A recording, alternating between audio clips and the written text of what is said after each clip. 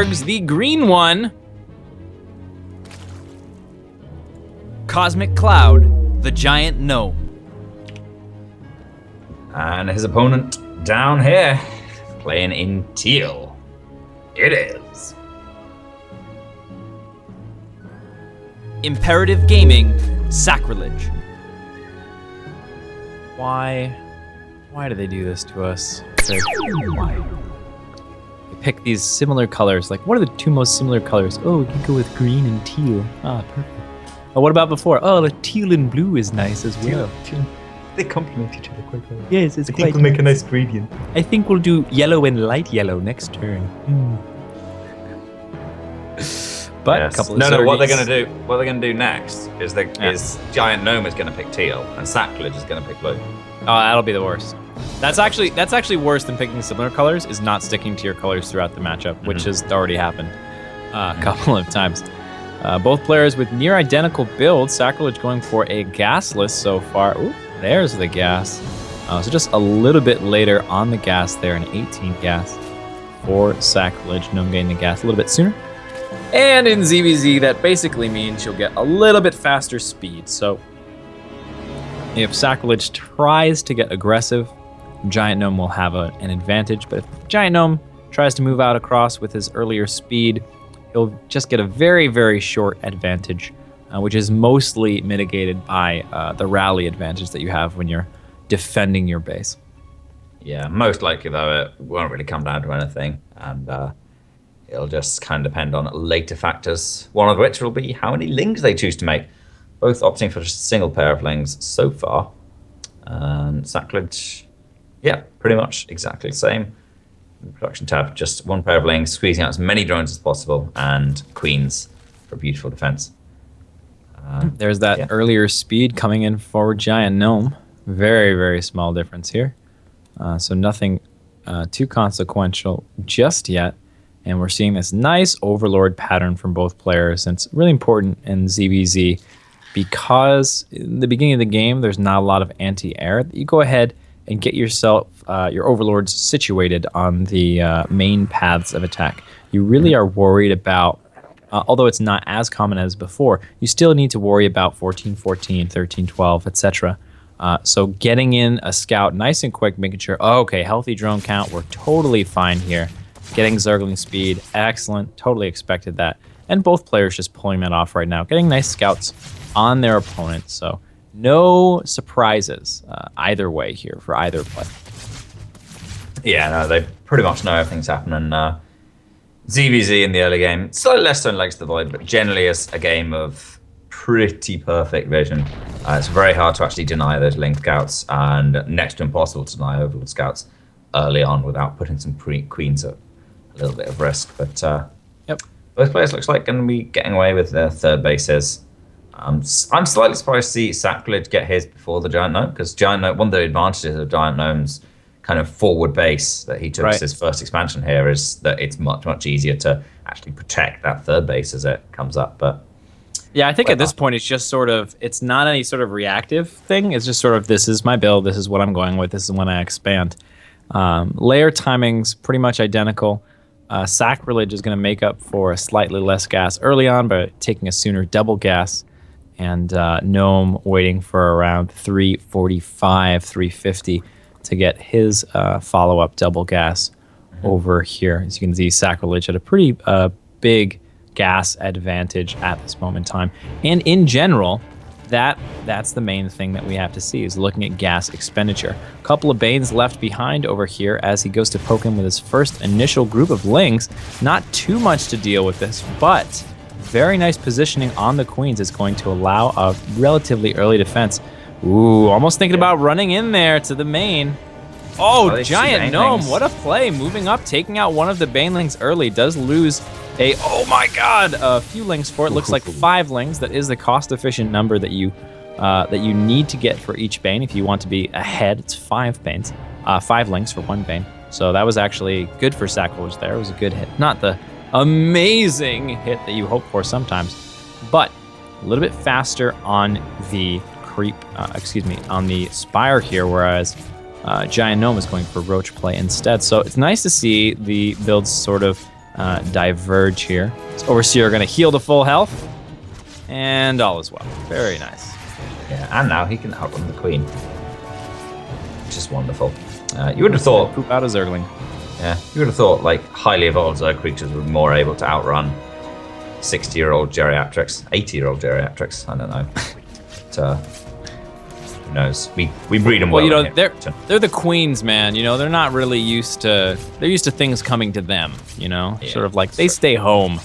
If they're not in creep, they're like, what am I doing all the way out here, not on creep? This is not my job.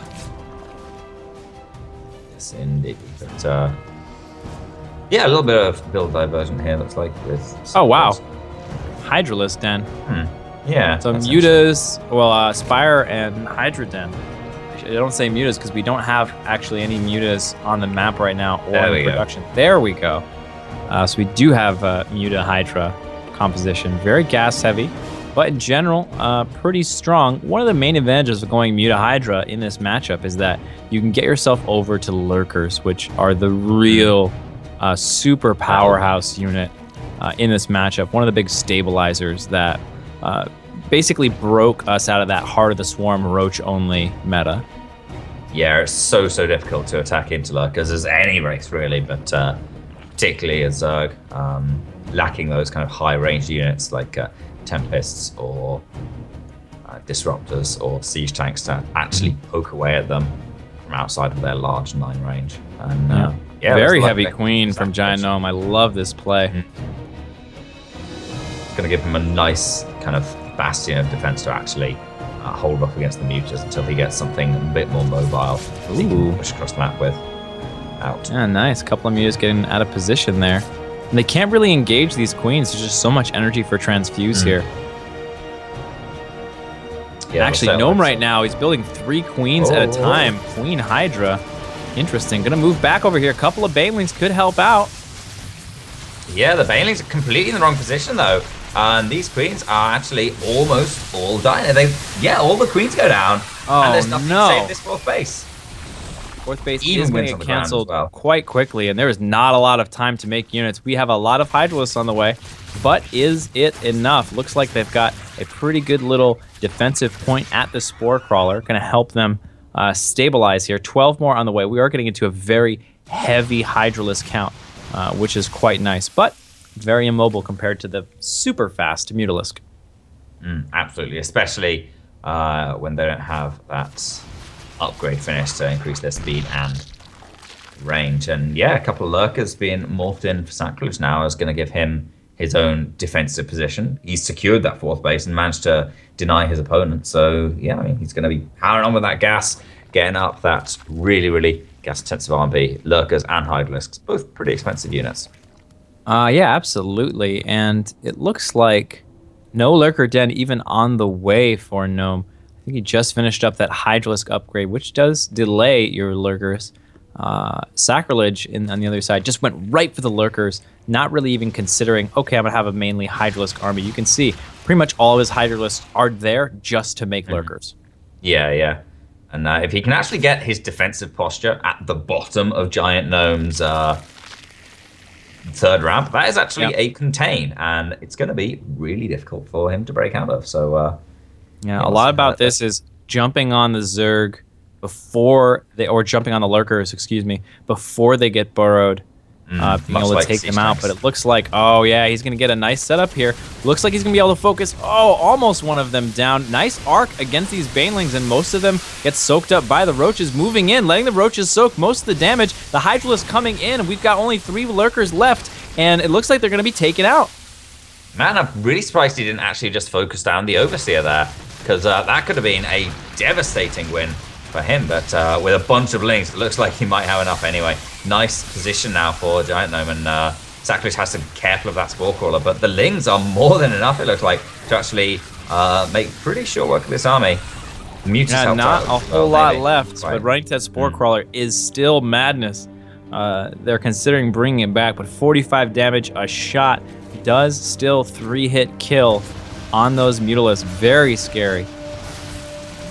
Yeah, and one thing I like about how Sacrilege is playing, especially now we see this newest development from GiantNome, is he hasn't been committing too hard to Mutas. And one of the big adaptations in how Muta versus, well, anything else goes really in ZvZ has been the addition of the Viper, because you can obliterate Mutas in seconds with a couple of well-placed parasitic bombs. And Sacrilege hasn't really built that many Mutas all game, so he's not going to be too hurt by GiantNome's 3-4 Vipers that he's now. Yeah, Viper's really good also against lurkers.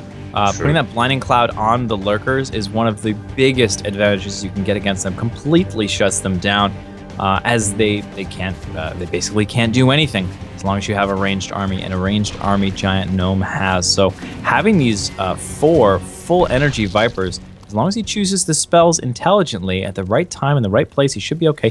Ultralisks, though, coming out on the map right now. Roaches and Hydralisks, both very good tools in dealing with the Ultralisk. Yeah, a bunch of Banelings morphed up here for Sacrilege. If he can get those hits on the Hydras is where he really wants them, and it looks like he might just be able to get through. A few of them just chasing it all away. Oh, the big hits on those Hydralisks. Nice splitting, though. Very nice splitting. Oh my god! Sacrilege with amazing splitting. Unfortunately, at the end, they're running into that parasitic bomb, but just phenomenal splitting there from Sacrilege. Excellently done. I mean, it looks like, oh no, one last parasitic bomb's gonna finish off. Oh, he flies back through it. Oh.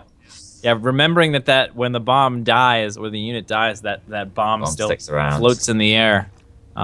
Sacrilege could have had about 5 mutas right now had he remembered that one simple fact. But it's very, very easy to make a small mistake with Mutalisks. They're very fragile. Yeah. And just this Ultra Ling Bane composition going to be so difficult to deal with for Gnome here. He does have +2 attack, which will help a lot, and chitinous plating is not done yet. So these are one of the moments here that he has a small advantage if he can utilize it to the best of his ability. These Vipers, though, pretty much paperweights. Not too much you can do against this composition with Vipers. Yeah, but if Sacrilege can actually just pin these roaches back, get the Ultralisk swiping away at them, then he is going to be laughing all the way to the bank. Looks like GiantNome is kind of running out of space to kite. A few of these Ultralisks gonna make their way into the mineral line, but this is a decent place to fight for the. Getting behind the mineral line is really huge. Most of the Ultras can't even get behind there at all. Excellently done. The problem though is 15 workers killed. And this 4th base is just having such a hard time to keep running from GiantNome. You can see that reflected in the supplies. Despite the fact that he's going Roach, which usually is a supply-heavy unit composition, he is vastly behind the supply of Sacrilege right now. And with chitinous plating just having finished up for the Ultras, they're going to gain that extra bit of power. Another lot of links come in. He's looking for the wraparound this time. He's going to find it. Great surround there on the Roaches. Really lets the Ultras go to town there. Unfortunately, not quite enough lings there, so he's going to get out, but a few really solid swipes there by Ultralisks. Just playing a little bit of ring around the rosy, but you can't do this forever. In the meantime, nothing is being built. Oh boy. So many red health roaches just being chased down by these terrifying Ultralisks. Tarrasque strain with that Collector's Edition skin by Sacrilege, and yeah, he decides he's had enough fun. Goes on home, and yeah, these Vipers they can't do anything to the Ultralisks. Yeah, they're just looking for something to do, and Sacrilege has been doing nothing but pump melee units for a good few minutes now, and we're seeing it come through. Oh, and this is it! The boys are pulled! Oh boy. He's making the move here. I mean, drones versus Ultralisks is not the I heard drones are good at killing Ultralisks. Let's find out if that rumor is true. And we have the engagement here. Looks like the drones are putting up an awful fight. Gee. The question is Gnome saying that it was a game or that it was good? In spawning in the top right of Laralac Crest, it's the Teal Zerg. Imperative Gaming, Sacrilege. And his opponent up here, caught off guard last game. Will it happen again? Let's hope not. We've got our green Zerg player. He is Cosmic Cloud, the giant gnome.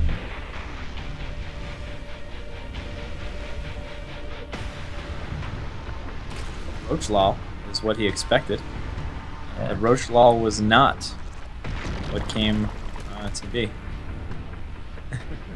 A little bit of chatter back and forth. To be fair, that could have been an awesome mind game on the part of Sacrilege. If he ranted on a stream about how much he hated Roach for like a couple months, and then went Roach in tournament. Yeah, looks like GiantNome is airing his frustrations about his mental state right now. He's very deteriorated.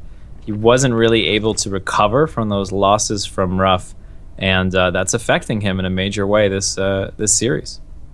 Yeah, mental attitude, especially at the highest level. Well, any of them really can really be a big part of any competitive sport. Absolutely, competitive activity. So, yeah, a lot of focus on the negative here. Gnome is having a hard time being positive, and he's gonna go Ling Bane, one base. This unscouted is so far. Seeing that, knowing where his opponent is like this, seeing the direction the Overlords come from, he knows that Sacrilege is second Overlord because of where it is. It's possible. It's a hard read for Sacrilege, but Sacrilege might figure out that because GiantNome's second Overlord is so much closer towards his base, that it's obviously much later, and he committed to that pool earlier. So we'll see. Definitely possible.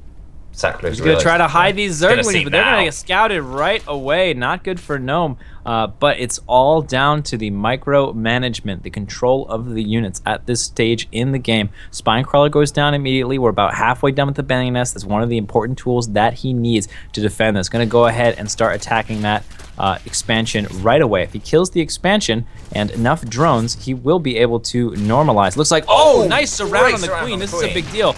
The Queen really helps you to get those. Oh, I love this. Two Banes from each side. Perfect. Nicely done.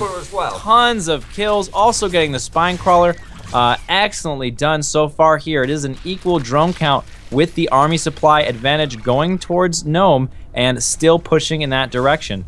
It looks like our Teal Zerg is going to set up some. Oh my god, and another surround on the Queen. This is fantastic for Gnome. This might be just what he needs to get into it. Two Banelings morphing in the north. They could be the deciding factor, but no, GG. GiantNome, after a string of frustrating losses, pulls out the cheese and makes it work. Work with a cheese. Can he finish it off and go to fight his teammate, Jason, in the decider match? It's the Green Zerg.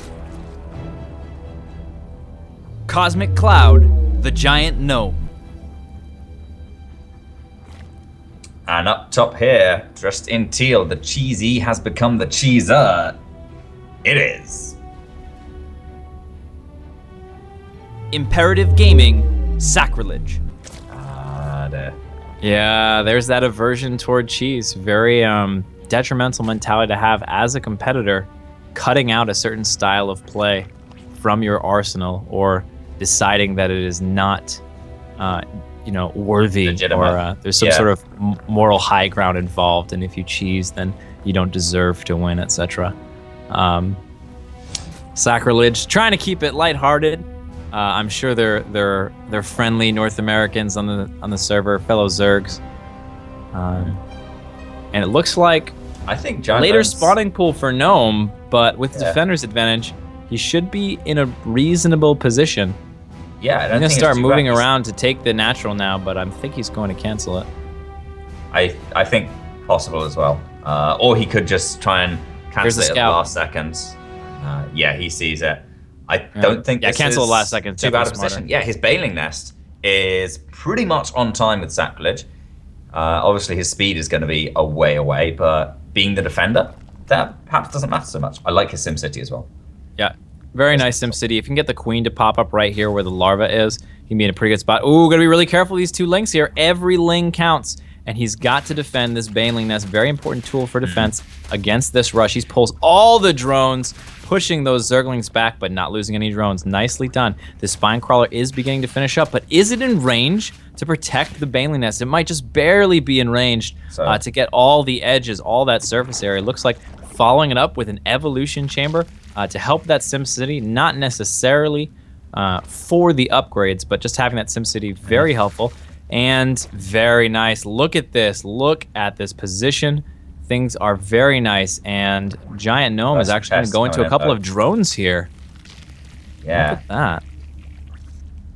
The second phase of the push, though, arrives with Sacrilege's Banelings.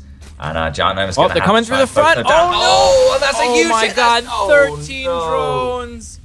Oh, the queen goes out of boy. position for just a second, and that's it. Oh, my God. 5 drones, I think that's going to be the end of GiantNome. Man, GiantNome. It's over on this. Sad tale of GiantNome. And It was all looking so well. Yep. Well, I mean, and like you said, that's ZvZ. It's a very volatile matchup. The Baneling makes it that way, and one small slip up can mean the end of your game. GiantNome is a very tenacious player, very regularly stays in games quite late. He's going to go ahead and take a big hit with that one Baneling. If he can avoid the damage from the other one, he should be the lava as well. alive against Banelings, but there's no defense afterwards. And the final drone of GiantNome fall down here, and that was the end of his Challenger run. A little bit unfortunate. Well, feel for you, Gnome. Well played, GG. Good luck. Ending off on a nice mannered note. Hope you win versus Jason.